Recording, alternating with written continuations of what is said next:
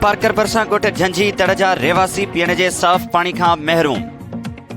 Notice वठण जो मुतालबो कयो वियो। इन हवाले सां लाइन ते मौजूदु आहे थरपारकर मां ग़ुलाम मोहम्मद दल।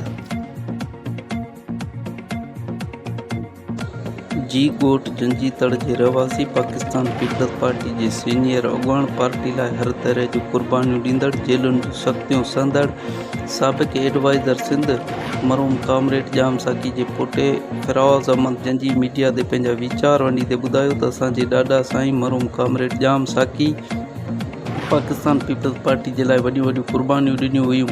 उन जे बावजूदि ॾाॾा साईं जी वफ़ात खां पोइ पाकिस्तान पीपल्स पार्टी असांखे नज़रअंदाज़ करे छॾियो आहे। हिन वधीक ॻाल्हाईंदे चयो त मरहूम कामरेड जाम साकी जो जनम भूमि ॻोठ झंझी तड़ आहे, जिते संदसि पुराणो घर अॼु बि मौजूदु आहे, पर बदकिस्मती सां उते संदसि महले में पीअण जे पाणी जी का बि सहूलियत मौजूदु न आहे। हिन चयो त असां ॾाॾा साईं जे नक्शे क़दम ते हलंदे हमेशह पंहिंजो क़ीमती वोट पाकिस्तान पीपल्स पार्टी खे ॾींदा रहिया आहियूं, पर पार्टी जे चूंडियल नुमाइंदनि ऐं ज़िले जी क़यादत असां सां कंहिं बि क़िस्म जी सहकार न कई आहे। हिन चयो त असां पाकिस्तान पीपल्स पार्टी जे अला क़यादत बिलावल भुट्टो ज़रदारी, आसिफ अली ज़रदारी, अद्दी फरियाल टालपुर, वज़ीर आला सिंध सैयद मुराद अली शाह खां मुतालबो था करियूं त असांखे पीअण जे पाणी जी सहूलियत ॾेई असां सां इंसाफ़ कयो वञे। जी ठीकु आहे। इन हवाले सां ग़ुलाम मोहम्मद दल तमामु तर सूरत हाल खां आगाह कयो आहे।